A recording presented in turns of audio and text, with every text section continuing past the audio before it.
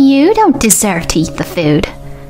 After my husband's wake was over, my mother-in-law loudly scolded me at the reception after the wake. Amidst the luxurious platters of food, there was only one simple cup of instant ramen noodles in front of me. I guess she fed him this kind of food all the time. Daniel's death was your fault for making him continue to eat poorly. It's all your fault. I started to cry. Then I picked up the fork. Thank you. What? Without paying attention to my bewildered mother-in-law, I sobbed and slurped my ramen. Because this is... My name is Natalie. I'm a 28-year-old housewife, married for 3 years this year. I met my husband Daniel in college, and we started dating. When I first met him, he seemed to be a kind, soft-spoken young man, but as we got more involved, I saw a very passionate side of him. You should read this author's book. It's very interesting. You're lending it to me again? I'll look forward to reading it. I'll read it as soon as I get home. He's a bookworm, and when he talks about books, his tone turns passionate. Since I love to read too, we got along right away and started going out. Daniel had always said since he was a student that he'd like to work for a publishing company in the future, and his enthusiasm did not wane when he began his job search. I still remember how happy I was for him when we hugged each other on the day he received the letter of offer. I was also interested in working in the publishing industry, but my parents wanted me to get a job as a medical clerk and work at a nearby clinic, so that was what I did. And we started living together upon graduation. And when I was in my third year of working and getting used to the job, we decided to get married. We were really happy living together, so I had no hesitation when accepting his proposal. However, there was one big change when we got married. If you don't want to, I won't force you to. But can we live with my mother? Daniel made this suggestion apologetically at the dinner table. Daniel's father had passed away in a car accident when he was in high school, so his mother now lived by herself. Daniel also has an older brother, Kevin, but he and his mother don't seem to get along well, and he left home as soon as he started college. Okay, I'm sure your mother would be worried about living alone forever. I was a little hesitant, but gladly accepted. I have seen my mother-in-law several times since I visited Daniel's parents' house, and she had been kind to me, so I wasn't too worried about living with her. Besides, I knew that Daniel loved his mother very much, and often contacted and visited her. So I kind of expected that he would ask about living with his mother, taking into account the situation. We moved out of the apartment we were living in and moved in with his mother. At the time, I thought that we would begin a happy life together with my husband, who cherishes his family, and my mother-in-law, who is kind to me. However, my hopes were dashed as soon as we moved in together. Why is dinner so late? Make it by 6 o'clock. I usually go to bed early, but I have to work until 5. You're talking back at me like that? Don't get carried away. You're just as slow as your parents. I'm sorry. When we started living together, my mother-in-law's attitude changed drastically. In front of Daniel, she acts nice to me, but when he is away from home, she starts to bully me. The harassment is not limited to verbal abuse. When my mother-in-law took a bath before me, the hot water in the bathtub was drained out, and I even found some of my favorite clothes that were in the living room thrown away.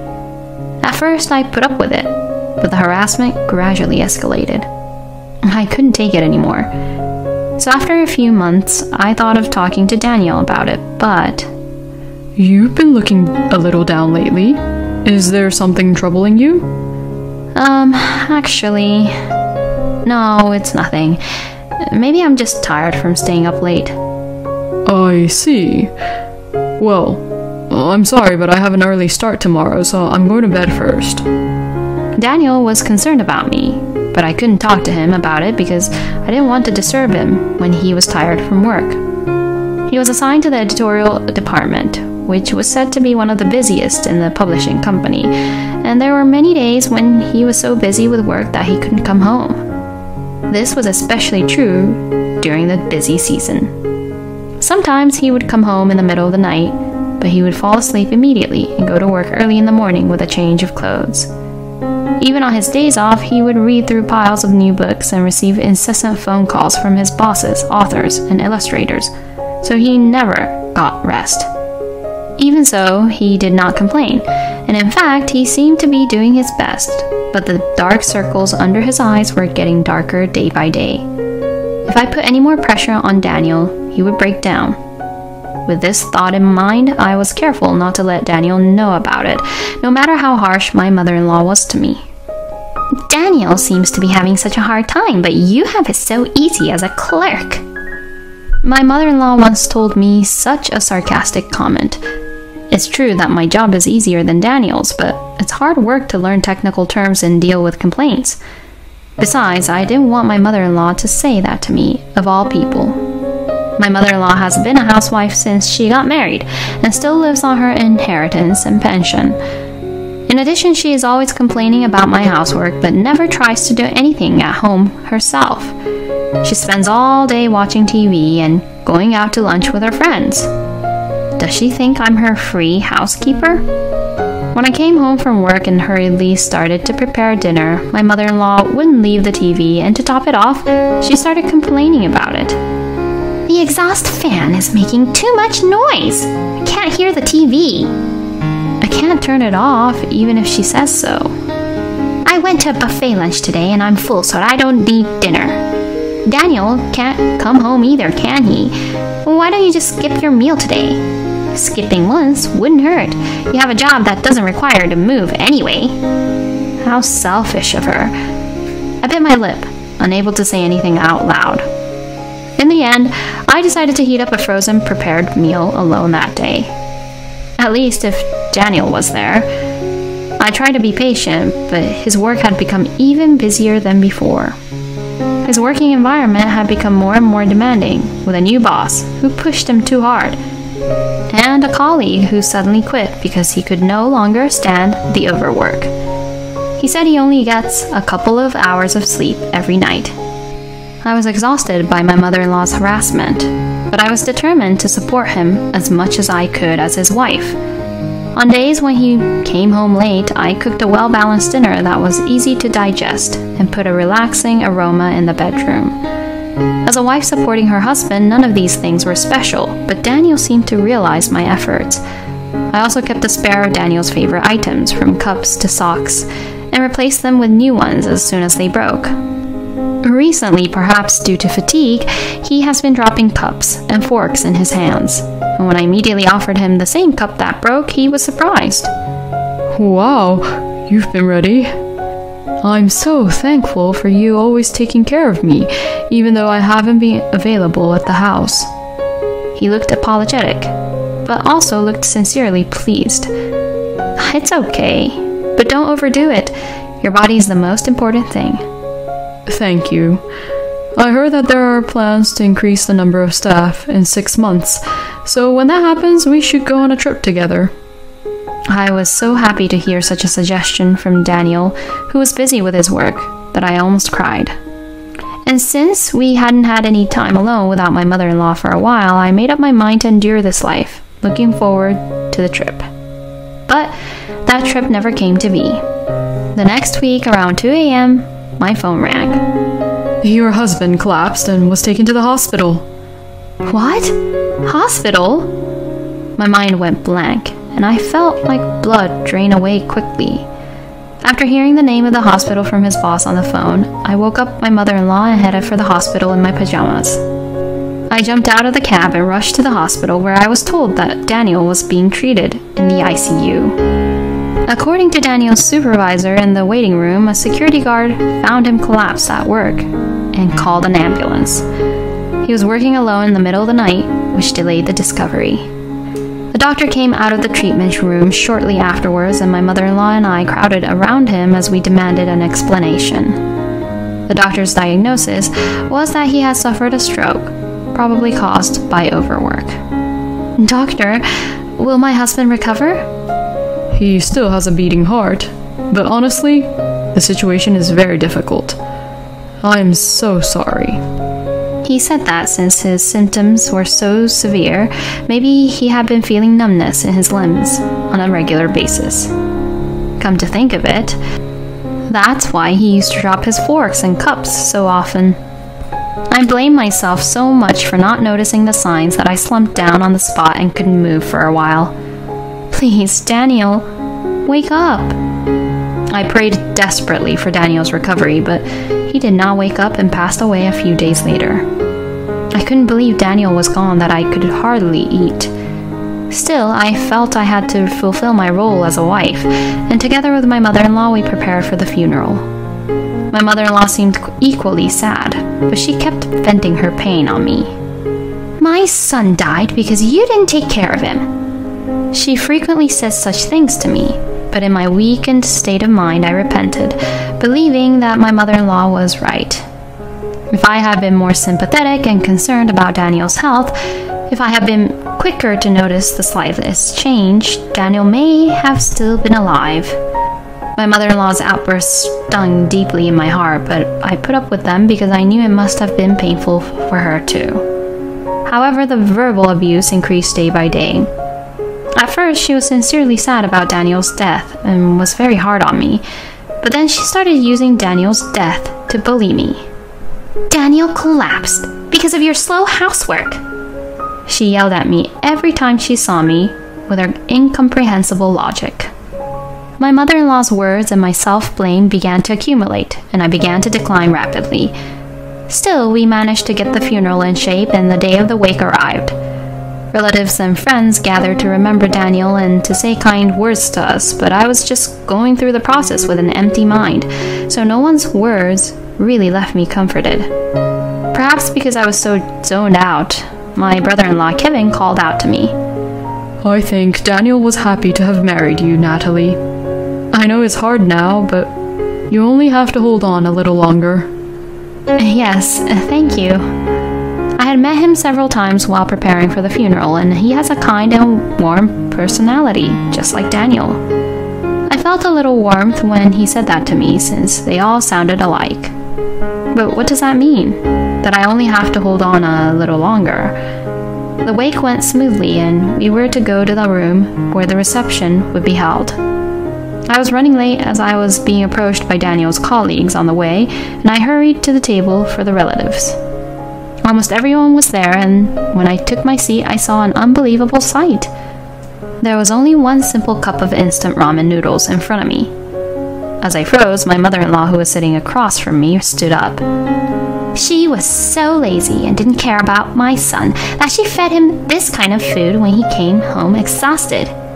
It's all your fault that Daniel died. She yelled at me in front of the relatives. Then voices echoed through the room, and the whole audience looked at me with disdain. Instant noodles every day? Poor Daniel. I could hear such whispering. I was stunned at the level of harassment. It would have been enough if she just didn't prepare food for me, but she went to the trouble of preparing a cup of instant ramen noodles with hot water for her to verbally abuse me in front of my relatives. You are not qualified to eat the food here. As I froze up, she spat at me and continued to shout at me. While my mother-in-law yelled at me, I sat down in my chair as if all the tension in my body had been released, and began to eat the noodles. What? My mother-in-law's eyes widened in disbelief, as if she didn't think I would actually eat it. She probably thought I would just run away, crying. But I continued to eat without caring, tears welling up with each bite. Daniel. In fact, this ramen was Daniel's favorite, and we used to eat it frequently when we were in college. A taste that holds fond memories for me and Daniel, so to speak. Before I got a job, I recall Daniel saying, I'm sure I'll be busy when I join the publishing company, so I'll always have to have this on hand, while slurping his noodles happily.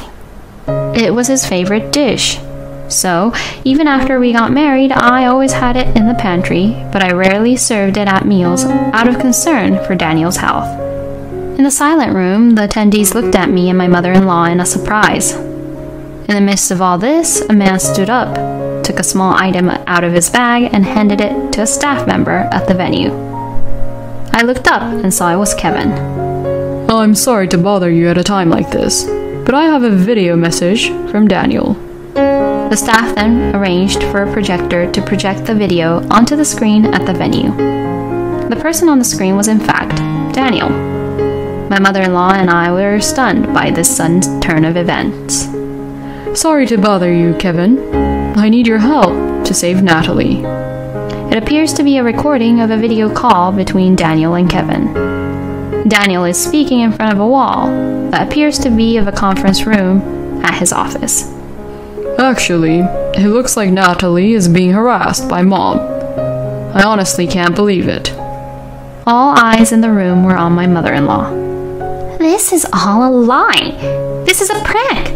Turn off the video, Kevin. And then the video cut to our living room. Clean up your mess, ugly wife. You're my housekeeper. Don't eat my food. It was my mother-in-law cursing at me. It appeared to be a recording of our conversation at home, with my mother-in-law's vile slurs, and me apologizing to her one after the other. My mother-in-law looks very pale, shaking while holding her hand to her mouth. Daniel appeared on the projector again and began to explain. According to the story, he said that he didn't think his mother, who took such good care of him, would ever do such a thing, but he couldn't get rid of his doubts, so he has set a camera in the house. Seeing the recordings, Daniel was convinced that terrible wife bullying was taking place. However, he felt that if he pointed this out directly to his mother, she might take that situation and make it even worse. So he decided to denounce it as thoroughly as possible in the presence of a third party and consulted his brother remotely from his work. Natalie has always been so devoted to me. I love her very much, and she is my beloved wife. But I've just found out that Mom has been treating her very badly. I will send you the video evidence later. I haven't been able to solve the problem because of my busy work schedule, and I'm causing Natalie a lot of pain. Please, I need your help. The video stopped there, and the room fell silent again. Hearing Daniel's words, I cried uncontrollably. I couldn't believe that Daniel was so concerned about me, and that he had consulted with Kevin in spite of his busy schedule. I received a sympathetic look from the attendees while they gave a scornful look to my mother-in-law. That mother is a jerk. Poor Natalie. So the story about the instant noodles was a lie? The voices of the attendees blaming my mother-in-law grew louder and louder until Kevin finally put the final nail in the coffin. Apologize to Natalie, and don't harass her ever again. My mother-in-law could no longer stay there and ran out of the room. After that, Kevin took over, and the wake was over without another incident. When I returned home, my mother-in-law was very upset that her sons had found out about her bullying and was avoiding me. I still haven't been able to get over Daniel's death, but thanks to him, I have regained my peace of mind. After the funeral, relatives who were worried about me after seeing the video visited our house frequently. I'm fine. Please, don't worry about me. My mother-in-law received to the cold stares of the relatives every time they visited. Finally, she couldn't stand such a life any longer and moved far away by herself. She seems to be living on her meager pension and spending her days without any sense of fulfillment. I felt sorry for my mother-in-law, but I wanted to cherish every minute of my life for Daniel, so I didn't contact her. I also joined volunteer activities to appeal for the elimination of death due to overwork in order to reduce the number of victims like Daniel, and started a new life.